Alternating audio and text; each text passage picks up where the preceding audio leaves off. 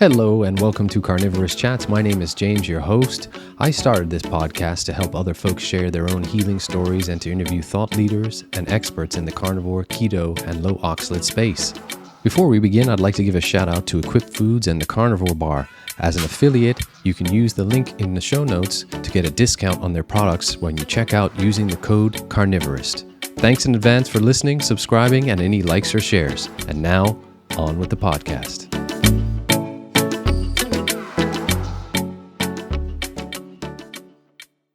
So yeah, Devin, this is great. I'm really been excited to chat with you. You were one of the very first people actually to follow me when I created my Instagram account. So I'm very grateful to you for that. And you know, I've learned a little bit about your journey from following you on Instagram. So I wanted to just kind of chat to you about how you came to be a carnivore. I know you have a journey with Hashimoto, so we'd love to chat about that. Yeah, so do you kind of want me to start from the beginning, the whole 9 yards? Love to. I'd love to get our listeners to hear. Yeah. So I was diagnosed with Hashimoto's, which is so common. It is so common. When I was 14 years old, for reference, I am 30 now. And so I had it pretty much my entire adult life. I was a freshman in high school when I got diagnosed. I was always on levothyroxine. Through high school, through college, and then progressively as I got older, I feel like I'm 20 years old still, but as I got older, my medication started getting higher and higher in dosage. So after my first pregnancy, I gained a significant amount of weight, and within the first year of my son's life, I was getting increased every couple months because I was having symptoms. And one thing I had a conversation with someone else on someone else's podcast a couple weeks ago. One thing that I remember that is now sticking out to me is I never once took levothyroxine and thought, oh, I felt way better. Like, I feel way better being on this medication. I always felt like crap. You know what I mean? So then in 2017, my best friend, who is a doctor, called me, and I was like, oh, you know what? My thyroid's really bad. I'm getting, increased on medication every couple months. I said, I think I need to lose weight, and just be healthier. And he said, well, I'm doing a rotation with a doctor who recommends keto. And he explained it to me, and he goes, just do it for 30 days and see. So we did it together. And I thought, oh, I'm just going to do it for 30 days and I'll, just experiment. Well, I ended up getting hooked on, just feeling good about myself. And I started losing weight. And eventually it just became like, okay, well, this is working. I'm losing weight. And after about doing keto for, I think, 4 months, I thought, oh, I'm going to join the gym. I'm going to, get a gym membership. And it's the same story with all of us. It's kind of this evolution of, hey, let's try it out for 30 days. And then you get addicted to how good you feel. So then once I was on it for about 6 months, I lost about 40 pounds. And the goal kind of became to heal my thyroid, to get off the medications, to lose the weight. And so I went in for my annual checkup, and my doctor was like, wow, you've lost like a lot of weight this year. I said, yeah, I lost like 40-ish pounds. I'm hoping to get 20 more in. And we started talking, and he, I had run out of thyroid medication, and he goes, well, let's do a test and see how your levels are. And if you're not on, if it's good and you've not been on the medication for a couple weeks, why don't we just come back in 3 months and test and make sure that your levels have, leveled out to where they should be. And then you should be good to not be on medication. And so I went in 3 months later, and my thyroid was totally fine. So that's kind of where I started, with the health journey. So this is 2017. And then I had another baby, gained some weight, and was in my thyroid medication during that pregnancy, more of like it was a very low dose. It was just kind of a safety protocol that they did, and I was fine with doing that because low thyroid during pregnancy is a risk factor for a lot of things. So I had my baby. One thing during my pregnancy, though, is I started getting horrible migraines. So this is my second pregnancy. I've been on keto for 4.5, 5-ish years by now, and I never had a migraine a day in my life. But during this pregnancy, something triggered migraines, and then I gained a bunch of weight. So I had my baby. I didn't lose weight right away, still having migraines, and my thyroid didn't go back to normal. So I was on thyroid medication still. So I thought, well, I'm just going to really kick it into gear and go keto again. Well, it wasn't doing the same thing that it had done before.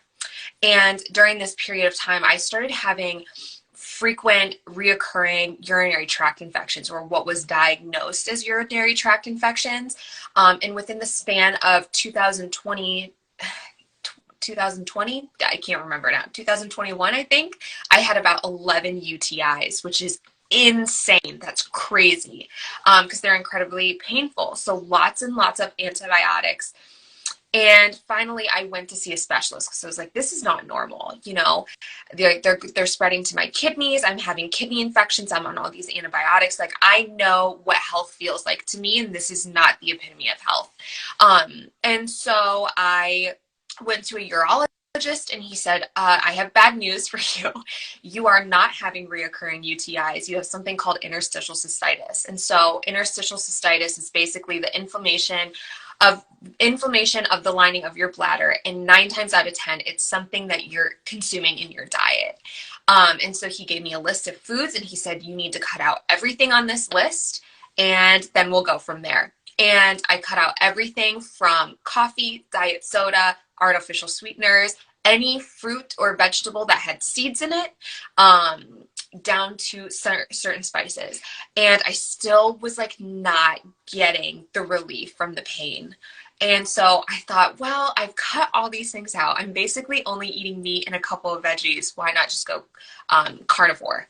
And so, because I had heard about carnivore just being in the keto space. And I had pretty much, like, within 1 to 2 months, absolute resolution of my pain that I was on pain medication for. And then I was able to get off my thyroid medications. And I'm coming up on my 1-year carnivore anniversary at the beginning of March.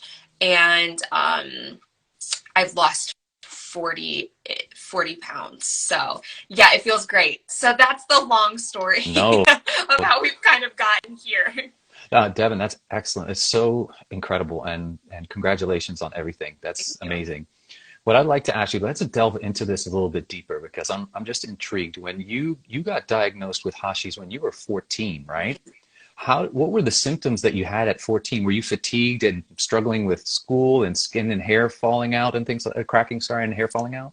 So the big thing that I remember, I was a freshman in high school. I was a very active kid. I was always in sports, always doing something. I was involved. The big thing that I remember was I had strep throat for 3 months straight. I would go on an antibiotic. It would subside for a couple weeks, and then it would come flaring right back up. And my mom is like, this is not normal. Like, you should not be going through this. And so they finally were kind of like, oh yeah, like there might be more to this, And so I was constantly sick, just getting sick all the time. I had strep throat. But then of course, because of that, I was super, super tired, super tired. And my hair was falling out in clumps, which, for a 14-year-old who is super active and healthy is not normal. And so I remember being so fatigued that there would be days I'd come home from school and I would sleep until I'd get up for school the next morning, And so finally my mom, I remember it was a big deal because my mom had thyroid. I had a finals week and I was so tired. I was like barely making it through. And at the end of the finals week, my mom was like, hey, I want to talk to you. Your doctor called. You have like Hashimoto's, and she's like, it's a thyroid thing. And she's like, you're probably going to be on medication for the rest of your life, but this is like why you're so tired. And I'm like, oh, okay. So it was chronic fatigue. I was always sick. And the hair loss is the big ones that I remember. And I remember losing a significant amount of weight for a 14-year-old. I remember losing a lot of weight for someone who is only 14 years old. Devin, that's really interesting. Can you tell me and the listeners, what was your diet like as a young lady? What were you eating? Were you growing up? I'm really intrigued because my journey is similar in that when I got really sick, even from a vegetarian days to the vegan, my thyroid was swinging back and forth from hypo to hyper. I was just looking at some of my old thyroid results this morning, how I had low T4. They were going to put me on levothyroxine. Thankfully, since I went carnivore, everything is normalized. But yeah, what did you eat as a child? So so there are two phases of my childhood that like I kind of divide it between two. So early, I should note that I grew up in a family that has pretty severe celiac disease. My mom and Ah, my sister are very, very allergic. So I kind of look at it in two phases: pre-celiac disease and post-celiac disease. So pre-celiac, which was when I was a junior or senior in high school, standard American diet. We did eat a meat heavy diet though. I will always say meat was always the focus of the meal. It was like you ate the meat and then there were sides to go along with it. But of course, like there was rice and pastas and all that stuff. And I love sweets. I love sweets. And so we always had sweets.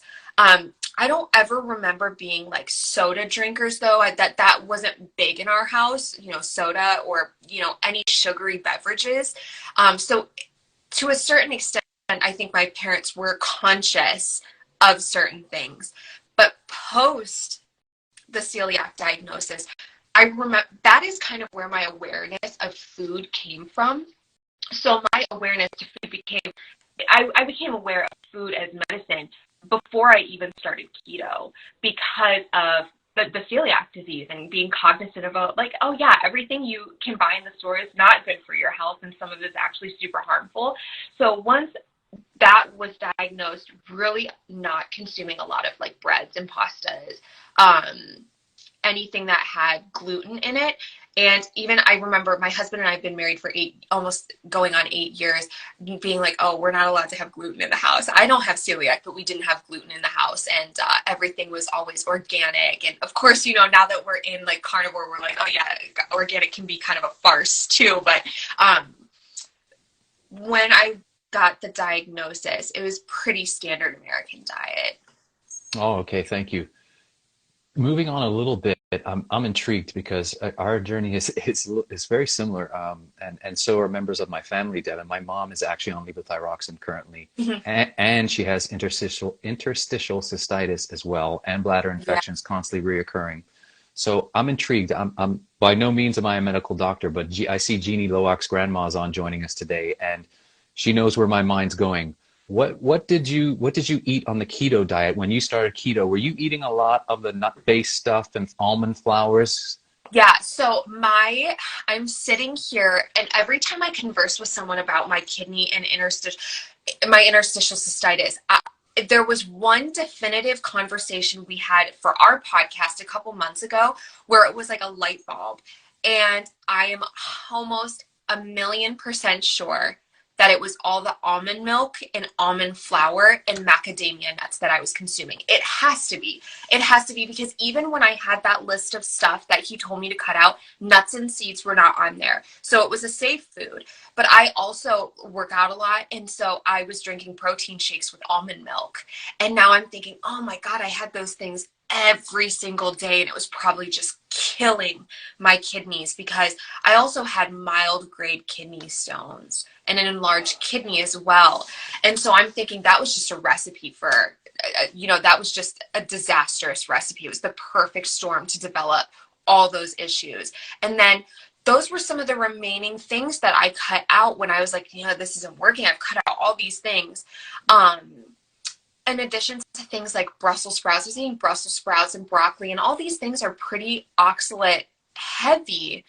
And so I think it was just all the oxalates. I mean, there's really no other solution that I can see that would have resolved that I see besides cutting out the oxalates, because once I did, my issues pretty much resolved themselves. I often talk about, Devin, when I was vegetarian and then into vegan, I continually had what I thought was urinary tract infections, which it was now I know for a fact was oxalate dumping with me, and it was painful. I was passing small stones all the time. I could tell now thinking back. I was on the almond milks, the nut butters, all the worst offenders in the vegetable category after speaking with Sally Norton, as you know well now from doing your own podcast. And I, like you, was put on a ton of antibiotics, especially ciprofloxacin for men. And Bro, yeah. it literally killed my microbiome. I don't know how I have any left. And Jeannie can relate to that as well. You talked about your antibiotics you took. What did they give to you and how long were you on these for?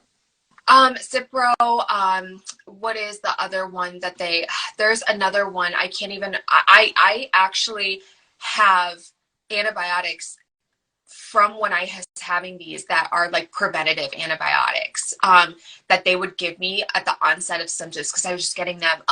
Macrobid, I think is the one. So lots of Macrobid and lots of Cipro. Those are the two. Cipro pretty much, when Macrobid wouldn't work, Cipro would kick it in the butt. But I would have to take Macrobid first. And then if it didn't go away, then they would give me Cipro.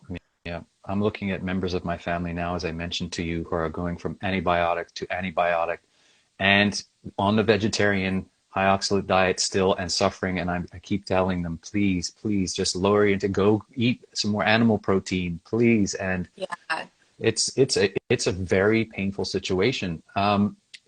So you went keto, and as again, similar to me, before when I went from vegan, I took baby steps into carnivore. I went the keto route because, I couldn't just bear to part with vegetables at the time. I went low ox. The benefits that you saw immediately for me, I had brain fog. It started to lift. I got more energy. This first time that you went keto, did you see similar things happen with you?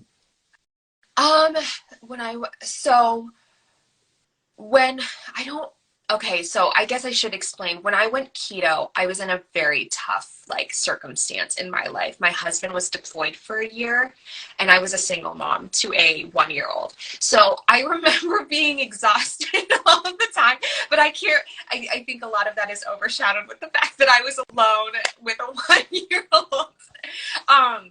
But I do remember even before then, having the energy to go work out, I couldn't even fathom working out on a regular basis. And then, once I went keto, finally being able to go work out and having the energy to do that. And I do remember on the days where I wouldn't work out, I would be energetic. I'd be like, oh, I really need to get out. I need to get out of the house and I need to get some of this energy out. So energy was definitely, in addition to just the natural weight loss that I was having. I never counted a single calorie when I was keto, not once, in 4 years. So I would love to sit here and say oh my God, the mental clarity and all that stuff, but that was such a hard phase of my life that I don't remember it like that. But I can tell you that carnivore was definitely more revolutionary for me than when I went keto. I was listening to an interview that you did recently where you talked about some of the things you had cut out, and they were tomatoes, coffee, strawberries, artificial sweeteners, and fruits. Were they hard did you have a hard time coming off any of those, especially the coffee and the sweeteners and fruits? I don't remember having an issue with coffee. I know that that's a hard thing for people to come off of because of the caffeine, but I remember being in so much pain with my cystitis that I was so okay, not a problem. And I don't remember I remember being incredibly hungry. That's what I remember, is being super hungry. But I think the hardest thing that was, I don't remember being oh my gosh, this is incredibly difficult for me to give up, because I was in so much stinking pain that it was nothing in the world could be worth me being in pain for. So nothing felt that hard, because I know a lot of people in the carnivore space know how it feels, but people who are not and don't talk about it don't really understand when push comes to shove and you're living a life in chronic pain on medicine and you're chronically suffering, nothing outweighs the freedom for that. So there was nothing ever that I cut out that I was oh, this sucks, because I just wanted to not be in pain. You hit the nail on the head, Devin. Nothing tastes as good as being healthy feels, right? Right. And I know a lot of people say nothing tastes as good as skinny feels. And, I have lost a lot of weight, but next level to that, nothing tasted as good as optimal health feels. Nothing will ever outweigh that for me. Amen. I completely agree. I mean, when faced with the prospect of me and being as sick as I was on the vegan diet and adding animal foods back in, which was a scary prospect for me because I hadn't eaten any animal products in so long, I had to choose life and health. You just can't, you have no other option. And for those that haven't dealt with the pain of interstitial cystitis, it is really painful. It is painful. I tell people, it's imagine like acid reflux in your bladder. Like imagine that, and just like, it is all the symptoms of a urinary tract infection with no infection. There is nothing wrong, technically speaking. There is nothing they can give you except for a pain pill to kind of ease the pain. It's just horrible. Yeah. When you started your carnivore journey, how long, I know you mentioned earlier, but about how long did you notice before you and your doctor noticed before you test and you said, I'm going to start to wean off this levothyroxine? How long did it take you? So at that point, I wasn't on Levo anymore because I had run out. Oh. And I have a terrible tendency to let it run out and then be like, oh, let's play around. Let's see what my numbers are. I wasn't having any terrible symptoms with my thyroid, so I kind of did feel like, okay, this is going to be okay. And they were fine when I went to get my annual checkup. So I don't know. I just like, I'm like one of those people that I can pretty much gauge how I'm feeling because I did have that baseline for what I feel when I'm at optimal health. And I mean that when I started keto, like I kind of had that indicator of like, oh, I don't feel great. I need to go check my thyroid. And then when I lost all the weight, I was like, hey, I ran out of medicine, but I feel really, really good. So I have like a baseline, and I feel like I'm very in tune with my body. So when I ran out of the Levo, I was like, we're fine. Let's push the boundaries and see what my levels are the next time I go in. And they were fine. So I haven't been on levothyroxine since 2021-ish. Amazing. Devin, you talked about when you first started carnivore that you were always hungry. Oh my God. I can tell you that so many folks that I talk with, you and I are again similar. I was always hungry. I think this is because I was coming from a malnourished vegan state, and I just my body was craving the fat. What type of things did you eat, and did you find ways to biohack that, with your diet? So I'm a firm believer in honoring my hunger cues. And I think I'm someone who knows when I'm hungry and not hungry. Like I honor that. I know when I'm hungry and I know when I'm not.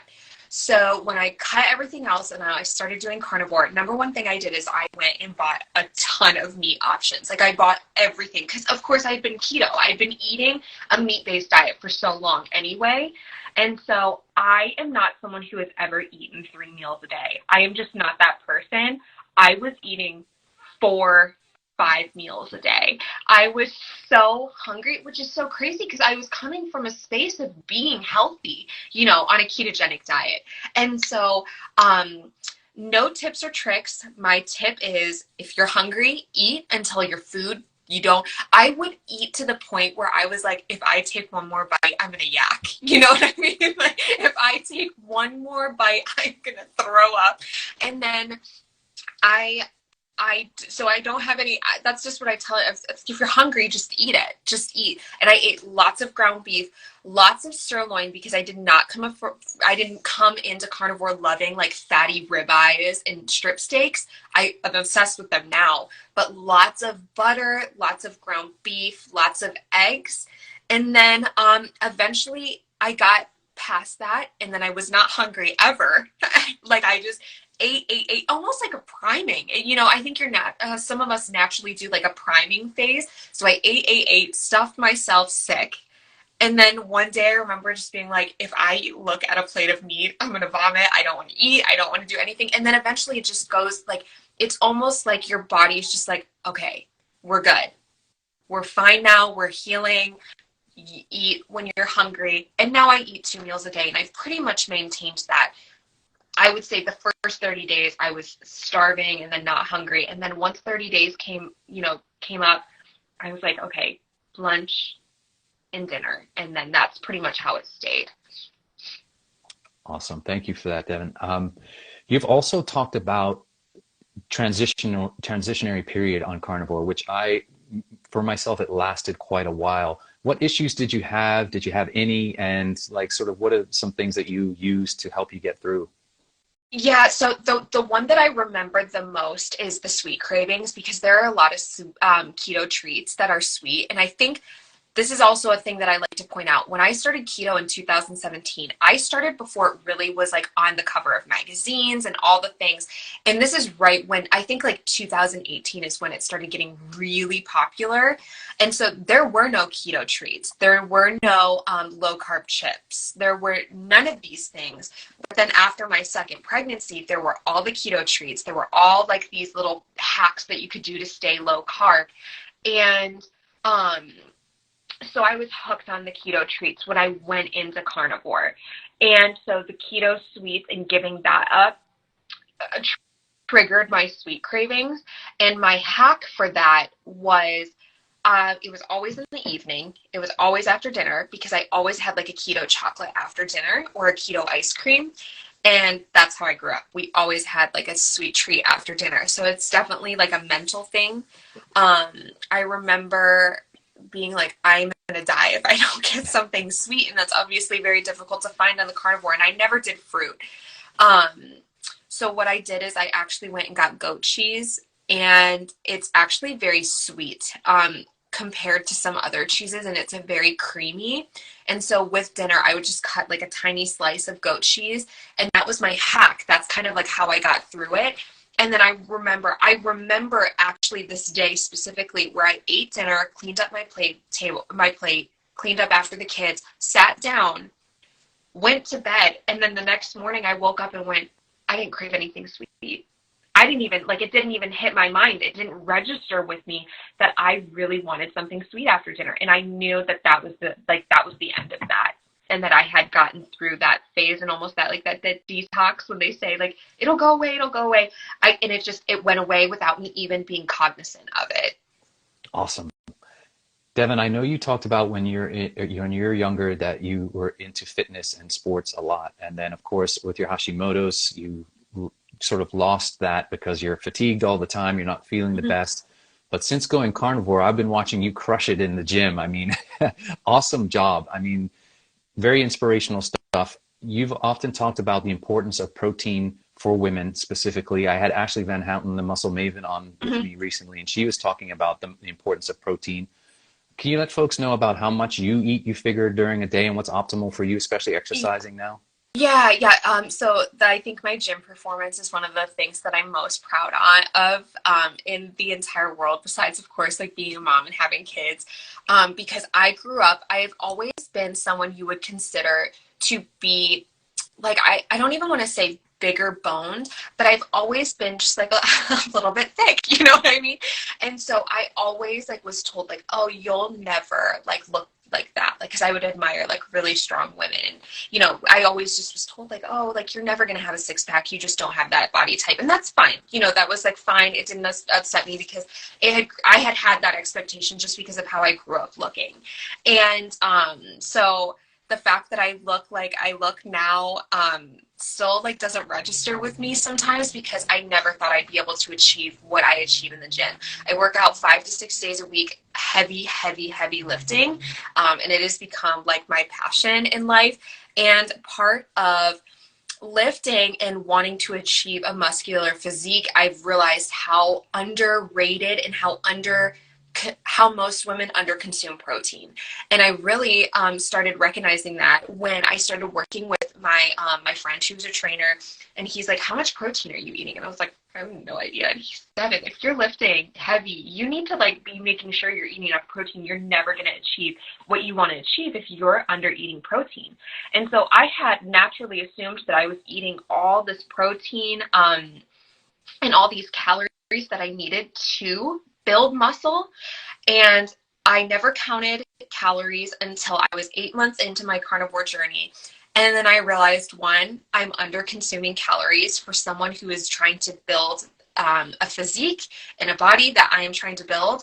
And to the tune, I was only eating about 1,200 calories a day. And that is just not acceptable. Like, and it's because I'm so satiated all the time. And I just was like, whoa. And he's like, you need to be eating 1,000 more calories a day. And then realizing that I was under consuming, because of how I was under consuming calories, I was under consuming protein as well.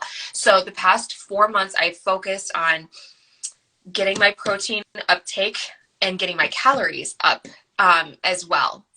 And so right now I consume no less than 150 grams of protein a day, which is pretty significant.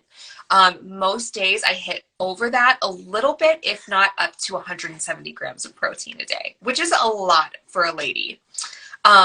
So most women, don't even consume 130 grams, and 130 grams is kind of the baseline for perfection for women. Like, okay, you hit 130 grams, pretty much with what I've been told, 130 grams is like, okay, we need to get you to 130 grams of protein for the average woman. Some people in the space are eating as little as 90 grams, and that just is not healthy, in my opinion. I understand that there are people who are like, well, if you want to be in a therapeutic level of ketosis, you need to be eating 80% fat, 20% protein. But for most people, there is no need to focus on being that high into ketosis that you're worried about protein kicking you out of ketosis. And usually that comes with people who are like suffering from like neurological disorders.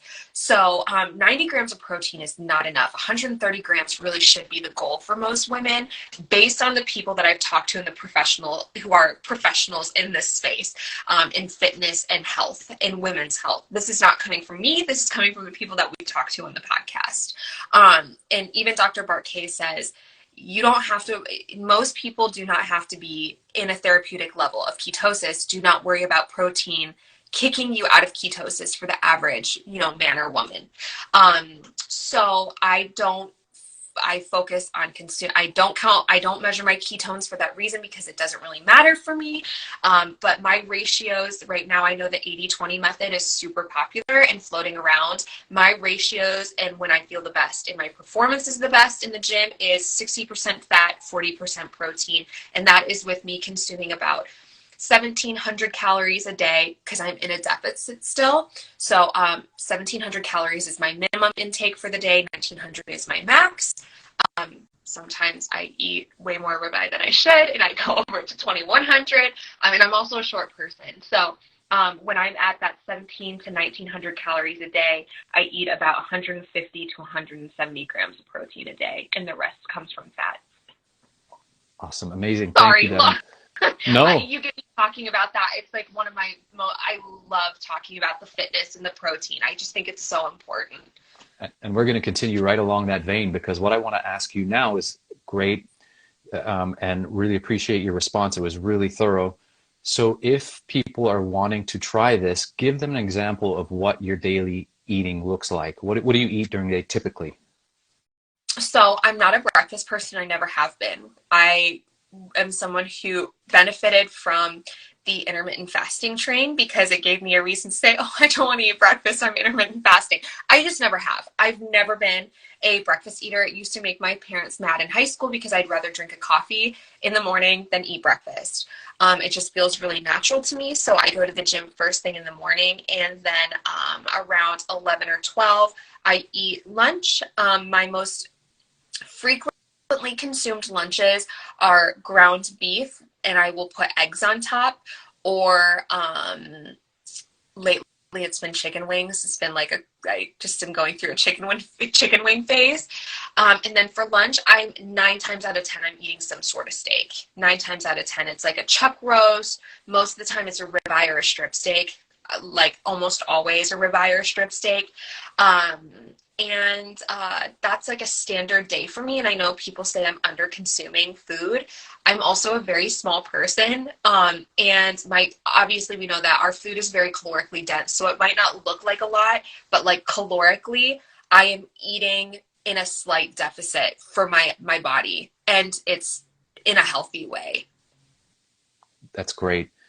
Devin, one of the other things that I noticed, again, similar to myself, is you recently been promoting creatine as a supplement that you feel a lot of people should be on.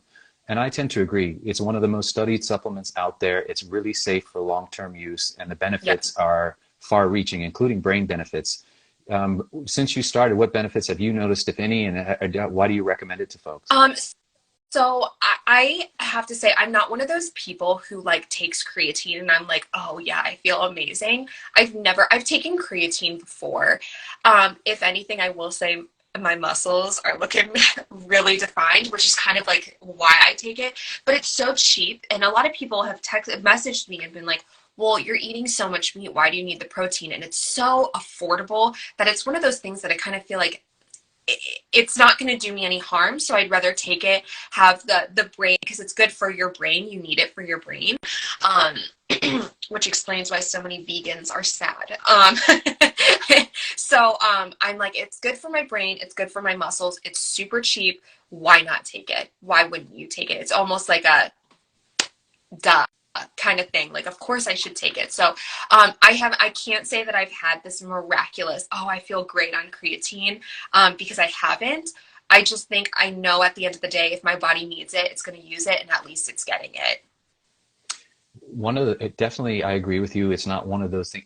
Its benefits compound as you use it, to me. Right. So what I've noticed is that I've been on it for over a month and a half now, as I notice definitely gains in terms of my energy and my strength and what I'm lifting at the gym. I've noticed a progression.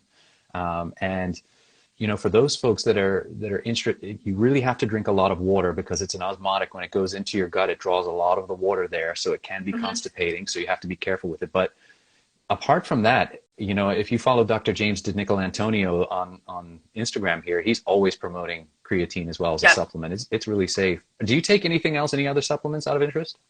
So I did not take anything supplement wise until like about 4 months ago. I do take an Equip protein. It's a beef isolate protein. It's probably like the only one that I would say is carnivore friendly.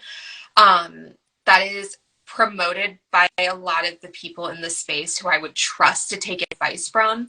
I do take that just because I care about my muscle gain so much.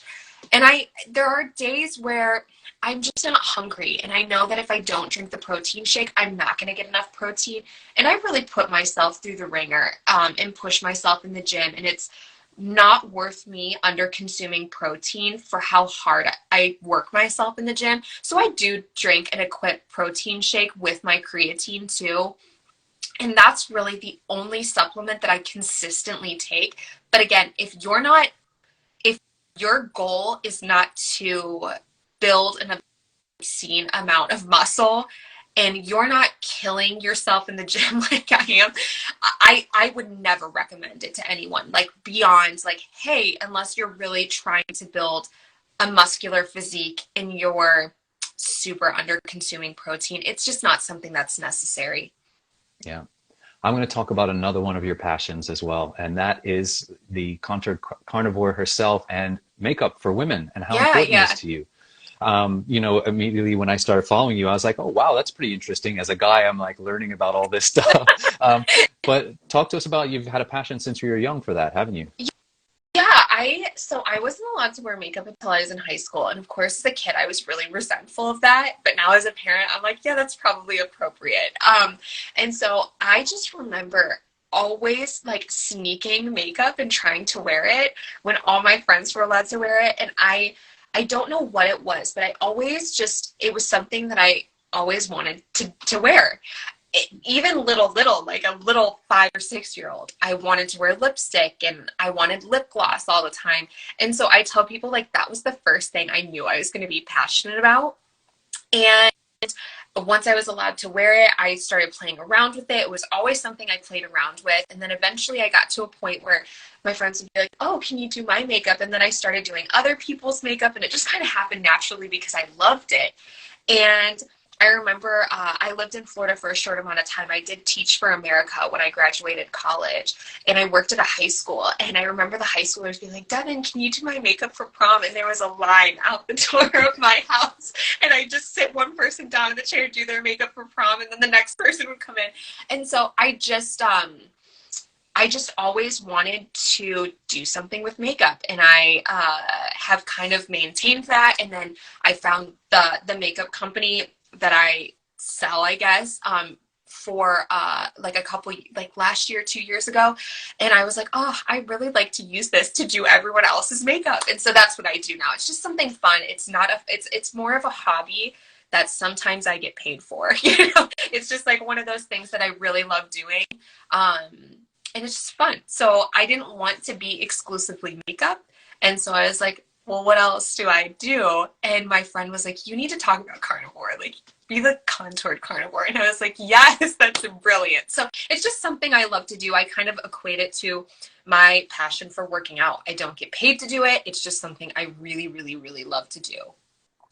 That's great. It's really nice to see other sides of people besides us always talking about the carnivore diet. I mean, so it's fun to see that type of stuff. And you do such a great job with it. I'm amazed at how detailed everything is. I really am like, wow, that takes some time. Right. Yeah. Well, and it is fun. It's very much like painting your face. But I think another part that I like, the reason I felt passionate about doing it on social media, and even though I didn't want it to be exclusive to my page, like I didn't want to just be a makeup page, is a lot of these, like when we're going on our health journey, so often we neglect the topical things that we're doing. You know, we think about the food, we think about what we're putting in our bodies, but what about what we're putting on top of our bodies? Because that matters too. And so when I went carnivore and started doing that, I was like, oh, I want, you know, a cleaner makeup alternative. And the makeup is clean. And it's actually to the main ingredients. There's only 10 ingredients. The average cosmetics has 33. So there's only 10 ingredients in the makeup that I use and that you always see me using. And then, you know, most cosmetics have 33 or more.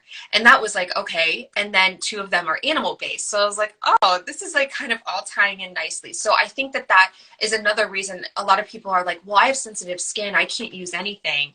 And I'm like, well, try this, because what you put on your face, makeup, lotion, shampoo, conditioner, this can affect everything too. So that's like another reason I think I felt like, okay, let's incorporate this into my page, because this matters to some people too.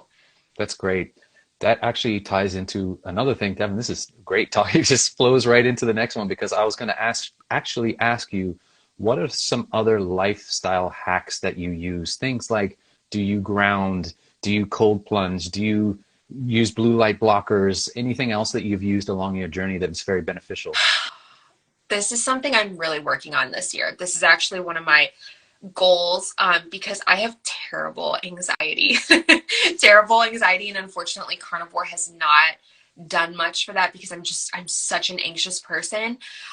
So some other life hacks, you know, keep in mind I'm also a mom of 2 kids that are 6 and 2. So, and we homeschool our oldest right now. So I'm, you know, not as self-focused as I would like to be as far as like nourishing my soul. I did start journaling this year. I don't know if that's a life hack. Not so much journaling, like writing about my day.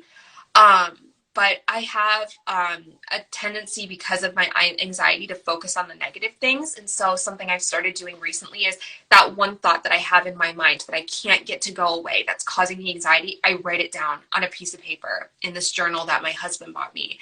And it's just like getting it down on paper and seeing it. But as I was saying, just like getting the thought out of my mind and seeing it on paper and realizing like, okay, this is just a thought. Like this is just simplifying it and realizing that it's not that big of a deal has been something that, like, even just after doing it for a couple of days, it's been helping me. And then one thing that I've been really focusing on is I love to read. I've always loved to read. In 2021, I read 100 books. So I'm like really like, I love to read.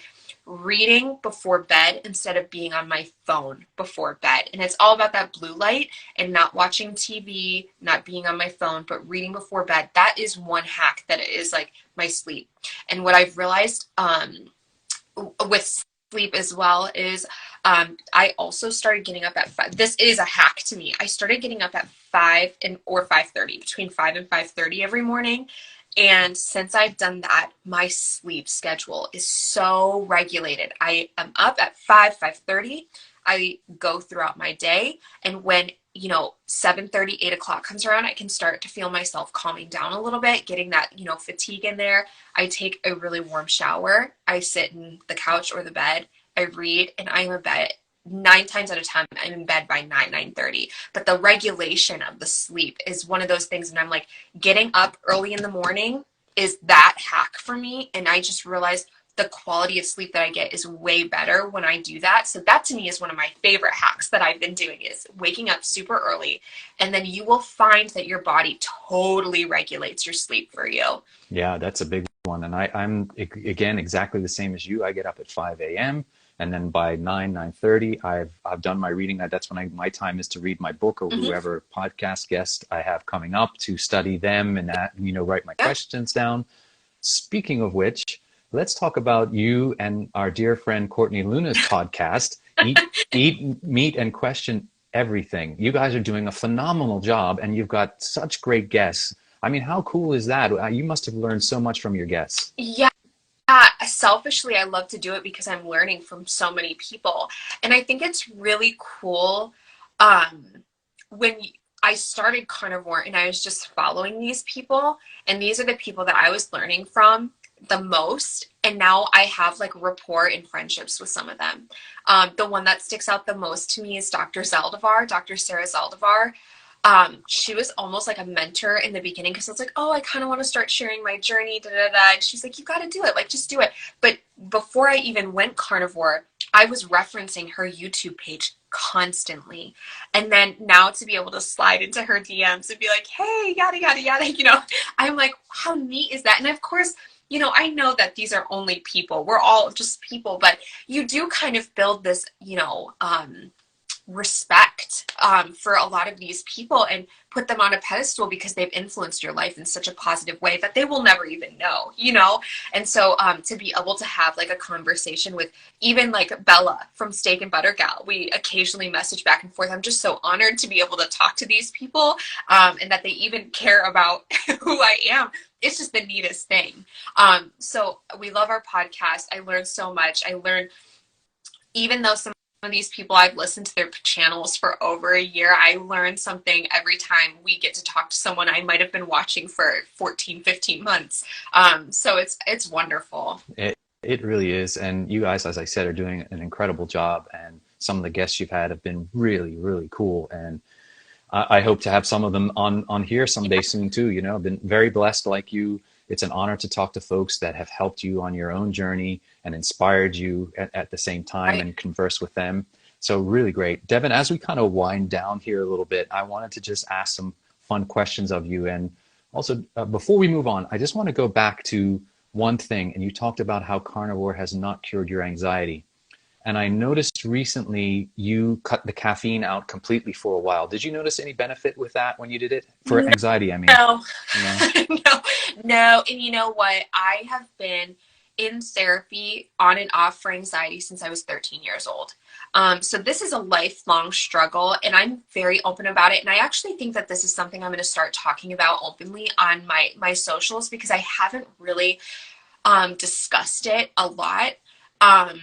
I have behind the scenes with some of my, my friends that I've made and the followers that have become, good friends, especially Courtney and I, we talk about this all the time. I know that it is just a lifelong struggle that I'm going to have to learn how to deal with. And I'll share something that has really resonated with me. I've been thinking about this a lot the last couple of days. I've been in therapy in and out my entire life. I love therapy. I think it's my best friend is a psychologist. I think it's wonderful. And it's always been for anxiety. And then I'll stop going because I'll get to a place where I feel like, oh, you know what? I've dealt with what I needed to deal with. I feel great. But I read something the other day, because now as part of my reading, I'm starting to read a lot of self-help books, because that's my goal this year, is to kind of get this anxiety, like what is making me anxious, and kind of hone in on it. But I was reading something, and the question was, have you healed, or are you just distracted? And I cannot stop thinking about it. Like, it's just something, and I think there's probably some stuff in my life that has, made me an anxious person. And every time I stop therapy, I think, oh, I've healed from this, or I've dealt with this. And I think I've just become very distracted, so I'm not thinking about it. So I am an anxious human being. I've always known that I was anxious. I just don't think I've ever learned the proper coping mechanisms. And that is part of what I'm working on this year. And I think that that's something I'm going to start discussing on my page as I start going to therapy and reading all these resources and hopefully talking to some people. But I think another caveat to the carnivore diet is I think a lot of people come into the diet thinking it's going to be a cure-all. And unfortunately, that's not the reality for a lot of people. For some people, it is. Some people, they come in and all their problems are solved and it's great. And they all can eat meat for the rest of their life and they're never anxious or, have to go to therapy or they never gain weight or whatever. I've been very lucky with the way that carnivore has improved my life, but I just don't think that we should come into it with it's a magic pill, because it's not. So it's my struggle. It has always been my struggle. And I think I need to start talking about it a lot more, because when I posted to my stories that I'm a very anxious person, I'm having a hard time coping with my anxiety. We went through a huge move with my family the past couple of months, about 5 months ago. And it, I think, was very triggering. And I think that a lot of people responded to my story talking about it, saying like, oh yeah, like I have the worst mental health I've ever had and I'm on a carnivore diet. And I'm like, yeah, like I think I'm not the only one feeling like this. So I think I will start sharing more of what I'm going through, because it seems like a lot of people are just suffering in silence, to be honest. I think it would be a really powerful thing to do. And I totally agree with you. Carnivore is incredible. There's been so many benefits and life-changing benefits for so many people, but it's not a panacea. It's not a cure-all. Right. And, as Jeannie was just saying, strep, people with strep issues have anxiety. She just typed in there, but, it just takes studying and experimenting with yourself to figure out what works and what does not work for you. Right. Now, as a baseline, I certainly recommend carnivore and trying it out, an elimination diet, as Michaela Peterson did, the Lion diet, even if you have to go down to the bare minimum to see what, and then add things back. But I think it would be really powerful, Devin, if you start sharing that stuff. That'll be great. Yeah, I post on TikTok.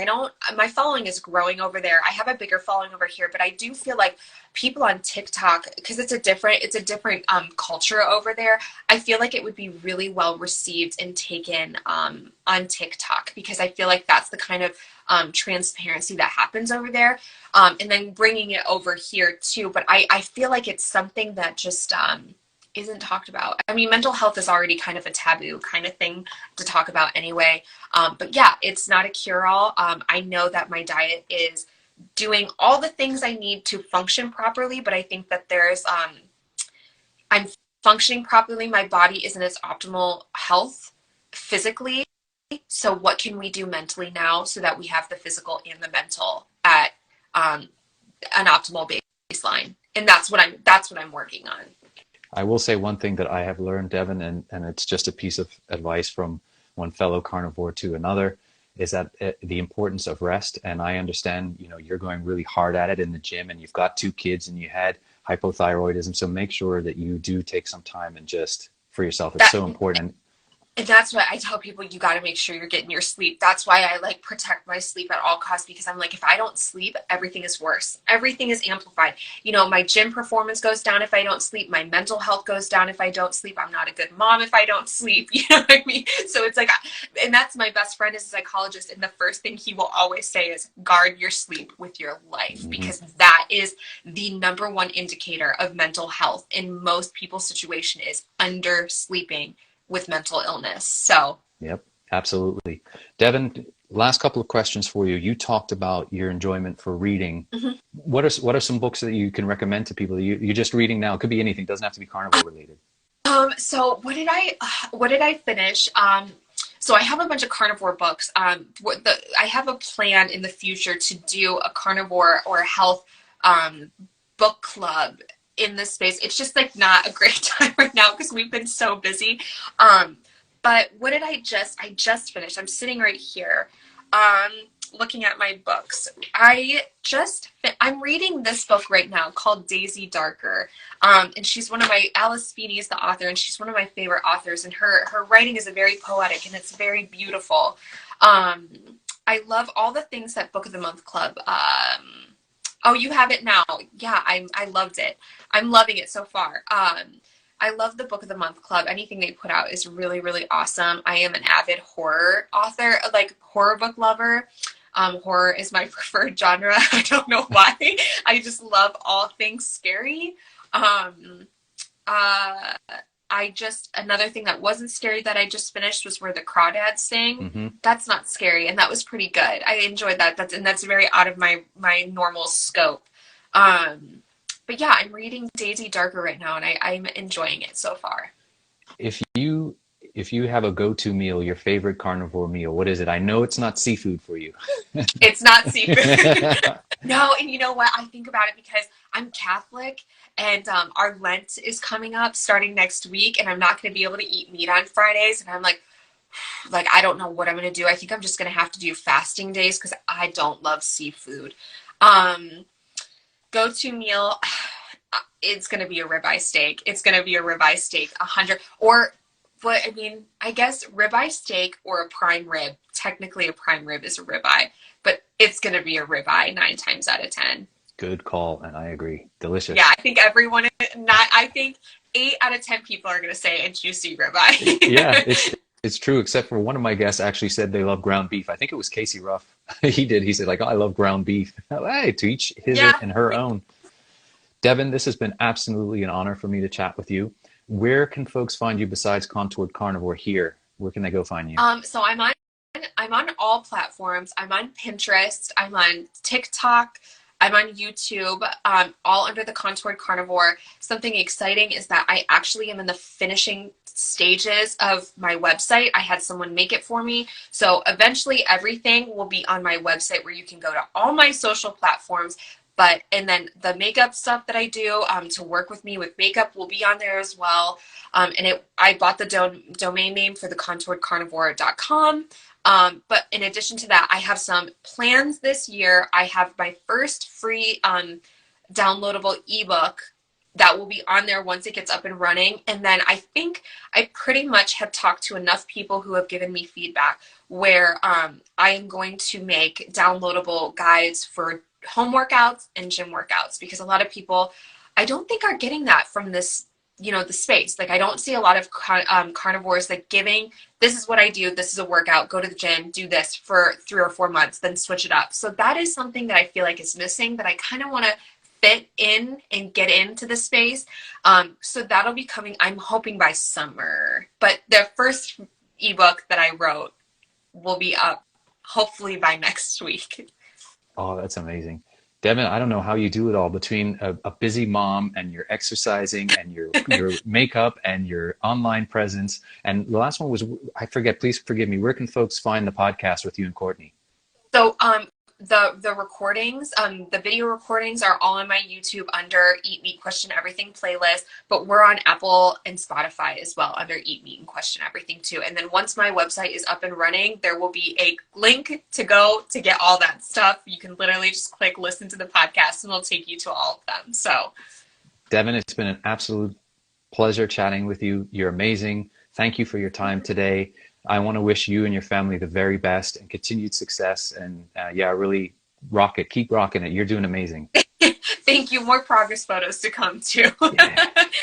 Thank you so much for thinking and having me on here. I appreciate it. More than welcome. Have a great rest of your day, Devan. You as well. Thanks, everyone. And that's a wrap on this episode of Carnivorist Chats. If you've made it this far, I want to say thank you for listening, and also thank you in advance for liking, subscribing, or sharing this episode. Thanks again to the good folks at Carnivore Bar and Equip Foods. Don't forget to check the link in the show notes to get a discount on their products. And also, don't forget you can book me for a 30-minute carnivore coaching session through Rivero Health. Again, the link will be in the show notes. Until the next time, be well.